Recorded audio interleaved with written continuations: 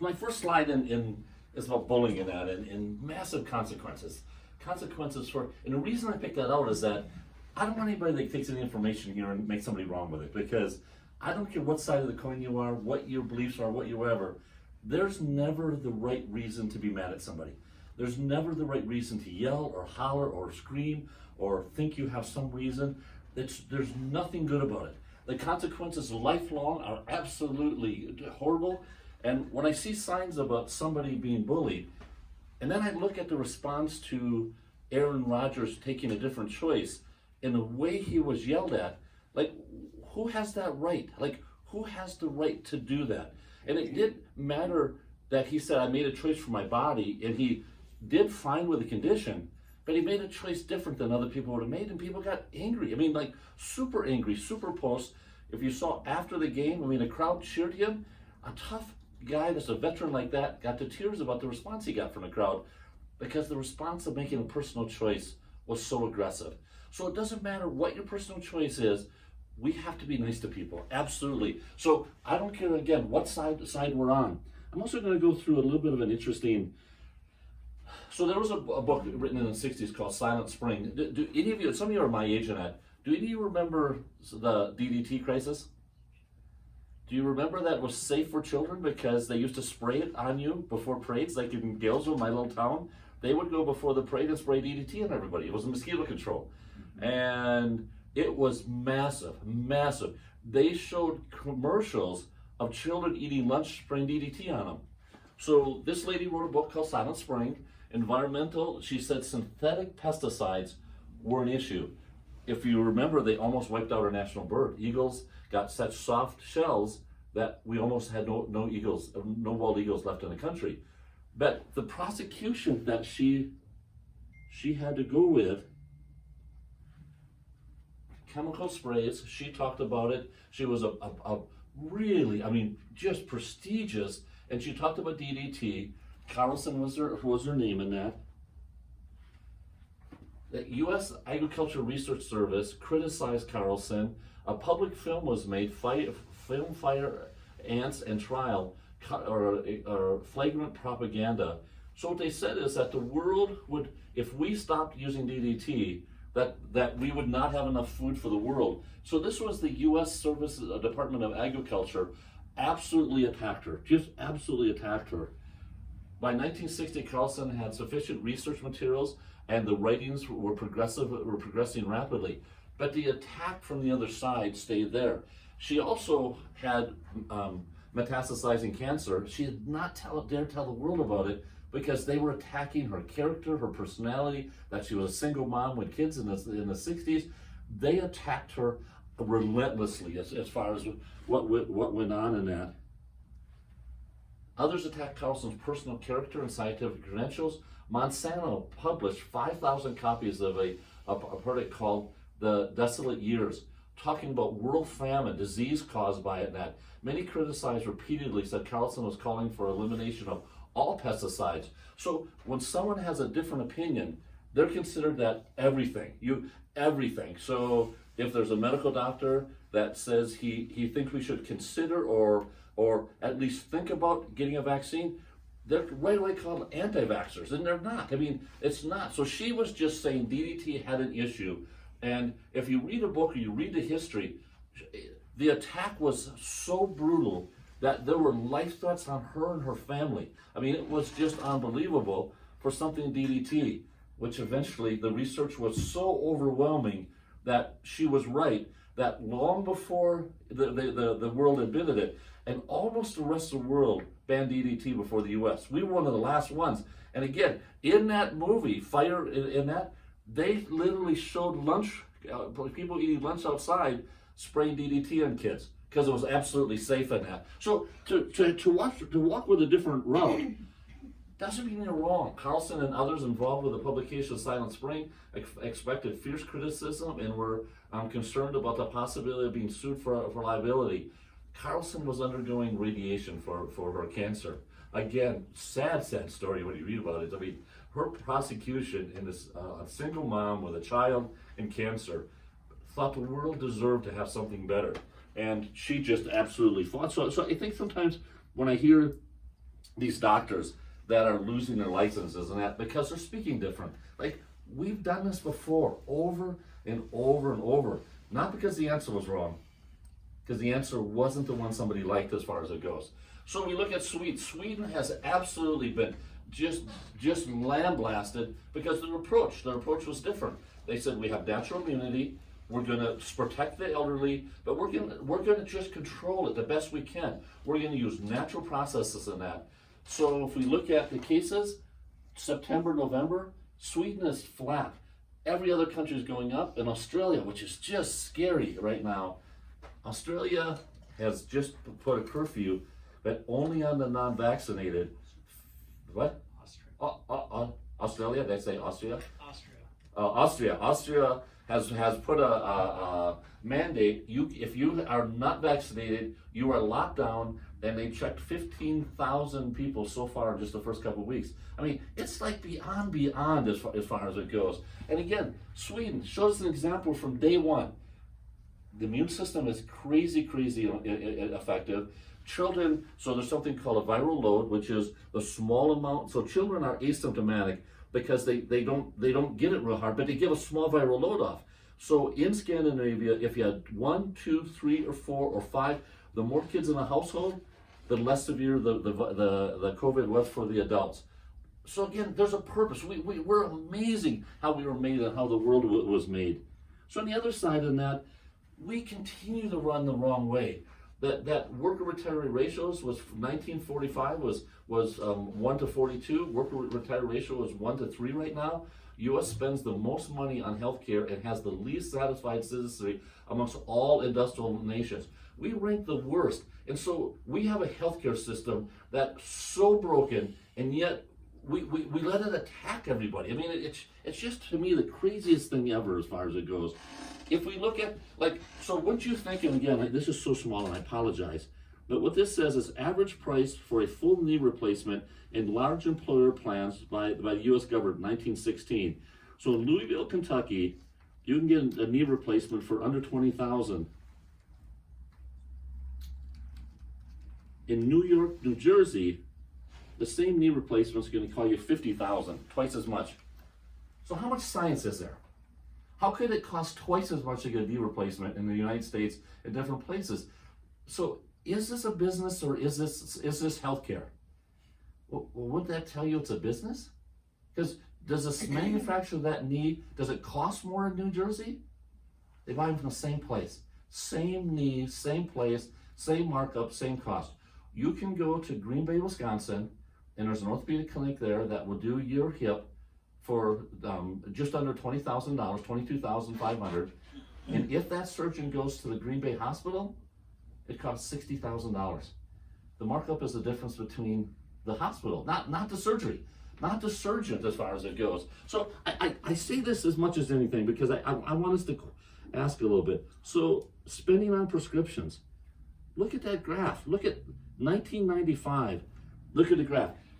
Isn't it just a coincidence that we see prescriptions? And who emerged as an absolutely unbelievable marketing giant in 1995? The opiates.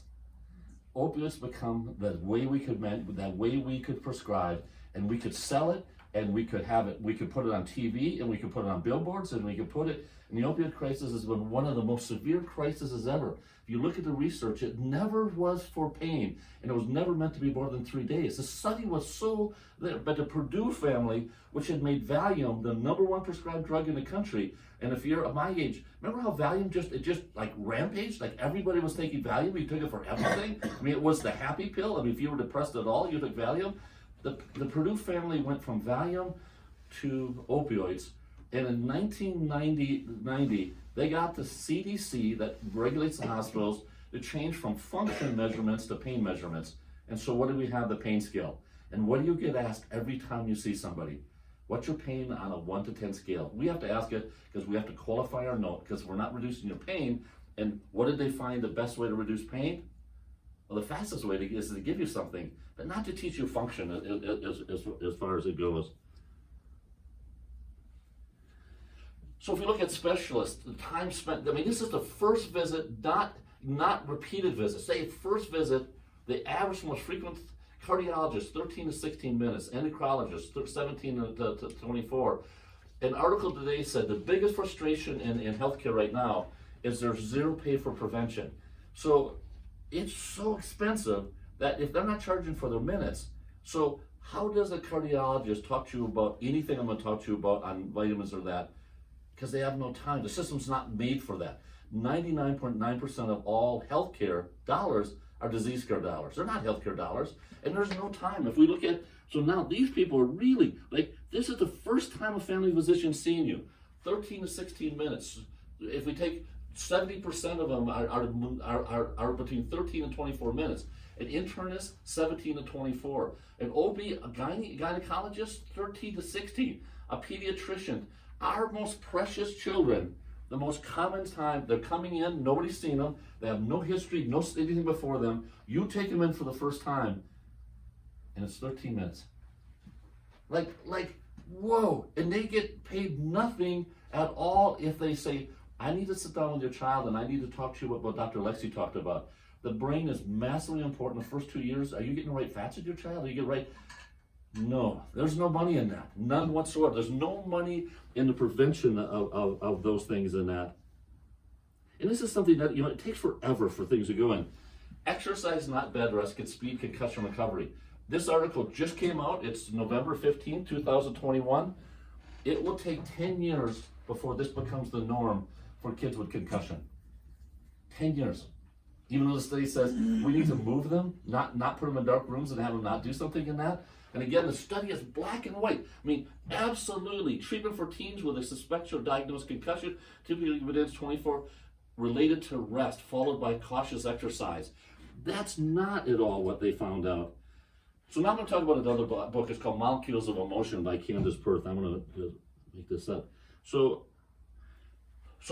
I actually flew down to St. Louis and met with this young lady and that, an amazing lady. The forward is by Deepak Chopra. She's very bitter at the end of her book because it was we talk about university systems and being so fair, but the university systems, she's a female researcher that just, her work won a Nobel Prize, but she did not get mentioned because the head researcher took it. But Molecules of Emotion was the first time they proved that there was a relationship between stress and your immune system. And isn't that crazy? Like it was argued and she was just absolutely attacked because she said there was a relationship. And so she said, which was really cool. So I had lunch with her twice and supper with her and flew down there, and it was a conference on healthcare and that. But she said, in your spine, that you have more, she said, I have no idea what you chiropractors do, but receptors, so molecules of motion are molecules that hit receptors and they change. We're everything about us is a receptor driven, everything out there. So we have fatty livers at a rate we've never had, not from alcohol, but because we're insulin resistant receptors, so there's insulin floating around, but the receptor can't accept it, so now the fat starts getting in our liver and that. She said, you have more receptors in your spine than anywhere in your body. And anywhere you move your spine, the receptors change. So we hear about power posing, don't we? If I want to feel good about myself, I stand up straight. If I want to feel horrible about myself, I stand up. You take a little kid and you start yelling at them, and their shoulders go forward. They start to feel oppressed. They start to be yelled at. Like, we have massive amounts. So if we have receptors, what did she say? When you touch the spine, you change the immune system more than anywhere else in the body. Anything you can possibly do. So when Dr. Matt talked about exercise, and we'll talk more about it, that when you're not moving and your receptor sites aren't going, your interferon receptors start to go back. What are interferon receptors? They stop the cascade of inflammation that is the biggest thing that's been causing people to die from COVID and that. So when we become inactive, so what did we do?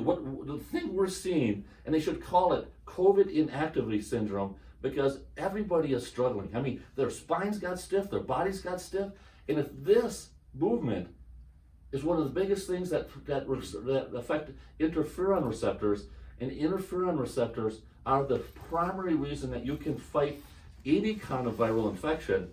So put somebody on a ventilator, put them on their back, stop moving them, and you think about So when we put somebody on their back, all their lung receptors are in the back. I mean, all their breathing receptors. So shouldn't we put them on their side or move them over? I mean, a study out of England said when we put somebody with fluid on their lungs on their back, we drown them. And that, I mean, just simple things. Like, so we freeze that spine up. We have interferon receptors that don't work. I mean, she was an amazing lady. She's passed away now. I mean, she was so fun to talk to, that she was so angry that we proved without a shadow of a doubt with electron microscope the receptors that the immune in the emotional system, and it's still been argued at times that there's not a link. But man, there is. I mean, we know there is. It doesn't take anything to understand that. There's another book written by Laura Garrett called The Coming Plague. And if you want to read something wild, I mean, this was written in the mid 1990s, but what a crazy book about us not taking care of ourselves, looking at outside things happening. And when you read chapter 13 in that book, it will just scare the bejeebies off you, because she's predicting what's happening right now. Absolutely. That we are chasing from the outside to make people healthy and not the inside out. And it's, again, the craziest thing ever. Wonderful, absolute researcher in that. Another MD that didn't even put MD on here, because again, when you go outside of what everybody else says, you just get attacked, absolutely attacked as far as it goes. So now if this whole thing was really about looking at it, so heart disease, so 6,590 or 659,000 people die from heart disease every year. Preventable. Almost every cancer is considered preventable. Auto accidents, 176,000. Chronic low respiratory disease, 156,000. Strokes, about 150. These are all things that we know that our lifestyle affects in that. So if smoking is the biggest contributor, and they say smoking overall kills 800,000 people a year. 800,000 a year. How many people have died from COVID since it started in the U.S.? About 450,000. Same time, 1,600,000 people have died from smoking. So why don't we ban smoking? Like, why don't we attack smoking? Why don't we do blood levels on moms that smoke, and if they're smoking, they have to be put in the institution? Like, why don't we do that? I mean, because somebody makes money on cigarettes, but they don't make money on something else. Like, if it was about health, would we attack these things? Like, wouldn't we go after these things? Would we absolutely go after them? When if we have a drug for cardiovascular disease, so if you come in, your cholesterol's just a little high, what do they tell you? We're going to monitor it for 6 months and then come back. And if it's high, we have something for you. But shouldn't we be talking about exercise? Well, yeah, we only have 17 to 24 minutes. How do I talk to you about exercise, eating, moving?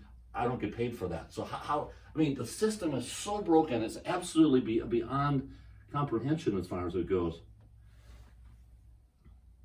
So smoking, 480,000. And again, if we put all causes of smoking together, it's going to be in that 800,000 range in that. If we look at health problems, we know, I mean, they're all measured as far as it goes. So now let's look and say, so this is immune function and nutrition. 1945 to 2022, there's 19,000, almost 20,000 studies, majority after 1995. So those talk about the immune system and nutrition. How many ads have they been about better immune system for making sure we have a healthier population in this time of crisis? I mean, are there big campaigns out there right now? There's 19,000 studies that say nutrition affects our immune system. And you still can ask somebody, should I be taking vitamin C? And vitamins don't do anything.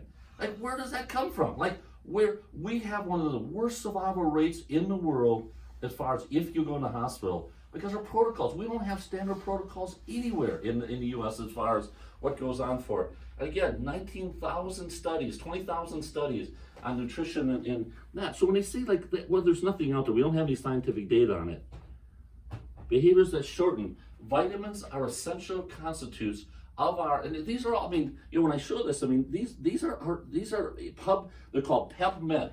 These are all research articles by scientific journals that, I mean, they're massive. So they're the best articles out there in what they call referee journals. They have to go through a peer review board. They have all these things. So these are the best. These aren't just like in Time Magazine or any of the other magazines out there. These are the best of the best. That hardly, I mean, one in probably 1,000 make it to these journals, and these are the best of the best saying that we can affect it. Best of the best again, if we look at, this was 2000, in biological chemistry, or molecules in biology, 2019. This talks about vitamins are essential constituents of our diet that have long been known to influence the immune system. Has important roles of receptors that express immune cells. Hear that word of receptors, because if the receptors are not healthy by their nutrition, they can't respond. And so what do we know happens from unhealthy people? From getting infected to responding, the length is longer. It's called a cytokine response, a cytokine storm. And if we have that storm, we die. And so when I was just in Minneapolis, and I was given the Part 4 national boards. There were doctors from all over the country, from Hawaii, from New York. And so what are they saying from the people they're seeing in healthcare? When you get in the hospital, the same people are dying, immunized or non-immunized. Because if you have the same disease, or you're just as unhealthy, it's not helping. So it's not making a difference for the unhealthy if you're unhealthy. So like, we need to not think that the only solution is, I'm gonna lock you down if you don't get vaccinated.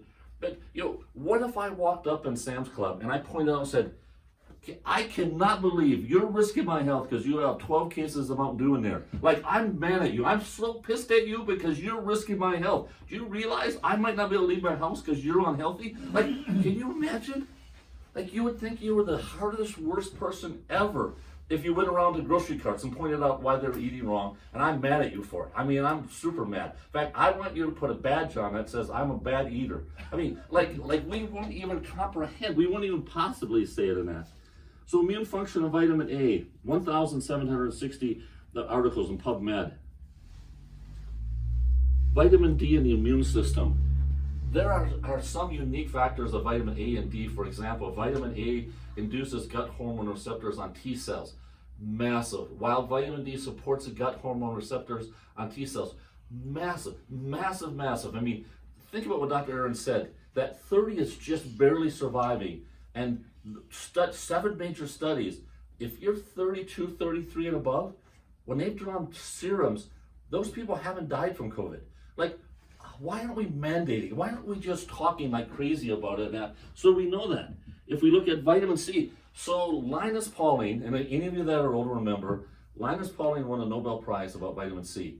It was so unbelievable as far as the effect on it. So hear that little trivia thing that if you ever hear like what happens when a goat gets scared, it produces massive amounts of vitamin C. Vitamin C in our bodies is huge. It fights cancer. We use it for chelation. So phagocytic cells, which enhance the following: chemotaxis, which detoxes it; phagocytosis, eats bad things; microbial killer cells. So vitamin C accumulates, it causes massive amounts of positive things. Again, so amazing that Linus Pauling won a Nobel Prize for the research on vitamin C. Like, so in Germany, when they have some really good survival rates, they're giving IVs of 20,000 units of vitamin C to the COVID patients. Like, why are we not thinking about it? Why are we not talking about it? Why are we not doing anything with it at all? Enhances the difference of proliferation of B and T cells. So when we talk about memory, B and T cells are our memory cells. So when they talk about you get a disease and you have antibodies, they last just a short time, absolutely. But these are the things that make you not, it's like, so I had naturally had the chickenpox. What are the odds I'm gonna get the chickenpox in the rest of my life again? I had measles, German red measles. What are the odds I'm ever gonna get them again, even if I'm exposed? Like 0, because these T cells and B cells give me a memory. Prophylactic prevention of infections. So meaning, if I take vitamin D on a regular basis, it prevents or getting sick. Treatment established infections require significant higher dosage. Loading up. Again, this is a massively big study on this out of 2017 Nutrition Newsletter as far as it goes. Again, behaviors that shorten life. Vitamin C can to immune defenses by supporting various cells. Epithelial barriers of the function. So if we have 2 tennis courts of skin cells, and if we take more vitamin C, it stops us, promotes oxidative stress. Like crazy in that. Again, 2017, great study out there. Again, I got a little So when we talked about sleeping and that, sleeping affects the immune system. 2052, our kids are, so we're worried about our kids, and we're going to take something from the outside to protect them, but sleep protects them more than anything. If we would just take our junior high kids to early high school and start school at 9 o'clock, it changes their immune system by 40 to 50%. They're not made to get up at 6 in the morning. That's not how their circadian rhythm works whatsoever. And if we really wanted, we would ban. So in your sleep, you have 3 hours of rest and repair of the body and 3 hours of repair of the brain. The second part is your deep sleep. If you put a cell phone in your room, you decrease on the average 27 minutes of brain repair for each child every day of their life when they have a cell phone in their room when they're sleeping in that. 27 minutes. So, I mean, almost a quarter of their total recovery time for the brain is taken away every day, and then they're not getting enough sleep already. Like, we wonder why our kids, so again, why aren't we saying we're going to come in every kid's bedroom and we're going to see if you're a good parent? So we're going to send people out to take phones out of kids' rooms because we're worried about their health. And this is just like crazy amazing to me. So they just started long-term study of children with COVID-19. It's a 3-year study to see if COVID has a long-term effect on kids or not. And I'm like, it's going to take 3 years to do a scientific study? Has it been 3 years since we created a vaccine for children that we're trying to force them to have? In a scientific study is 3 years long? Like, is there something mismatched here, or am I just absolutely off my rocker? I mean, something's not making sense whatsoever. So this just November 15th, 2021, just this month, we're doing a 3-year study to see if there's even effect long-term on kids that get COVID. And yet we're going to rescue them from it? We're not going to have them exercise. We're not going to have them have better diets. We're not going to do anything as far as that goes. And here's my last slide. And I bring this up almost every time because I think it's the coolest thing. So this is a functional MRI. These hot spots are oxytocin. This is the first MRI of a monitoring kiss, or a mother kissing her baby. Her kiss has caused a chemical reaction in the baby's brain that releases bursts of oxytocin. There is nothing that's more important to the immune system than holding and cuddling our babies. And so we have grandparents for 2 years haven't held their grandchildren because we're protecting each other from COVID. 2 years. We have tired and exhausted mothers that don't get a chance to have grandparents hold their babies and kiss them. And so we don't produce oxytocin, and we wonder why our kids getting sick at a rate we've never seen before. Why our kids for the first time are going to live less than their parents, first time ever in the history of mankind. The second leading cause of death for children right now, of traumatic death, is suicide. It's more than the 5 leading causes of infections there are. Suicide is higher than all of them. So if we're so concerned about health, why aren't we banning some things? Oh yeah, hard to ban things that make money, isn't it? It's easy to ban things that don't. It's easy to force things that cost money, isn't it?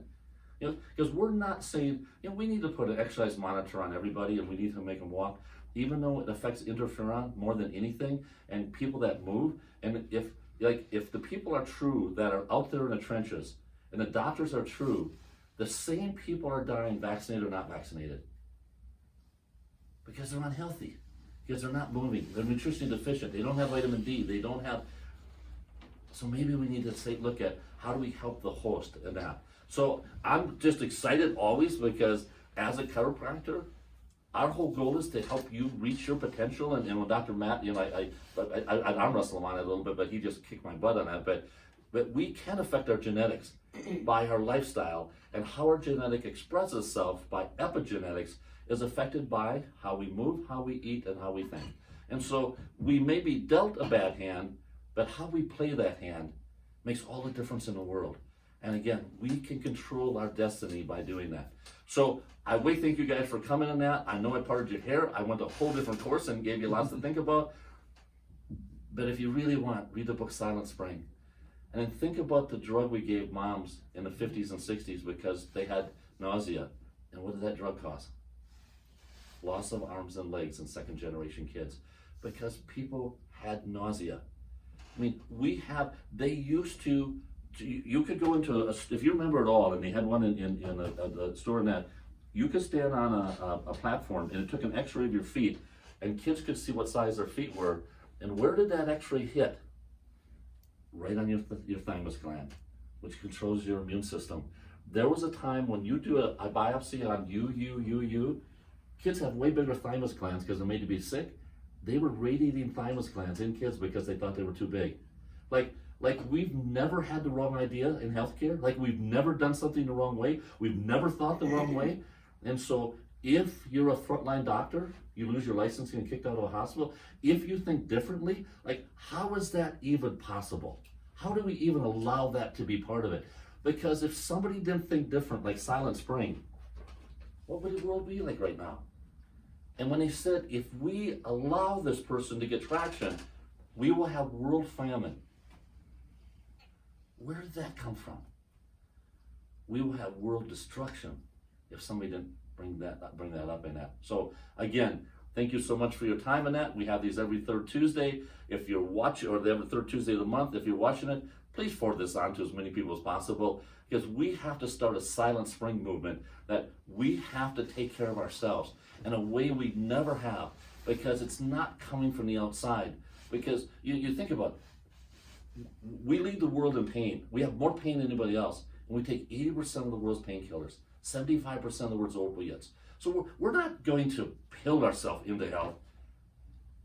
We're going to move ourselves into health, think ourselves into health, and eat ourselves into health. That's what we're going to do. Or we're going to think ourselves into disease, undermove ourselves into disease, and eat ourselves into disease. It's a choice. We just have to educate people. So thank you so much for coming. You guys, everyone that showed up. We'll have a drawing again, but thank you so much.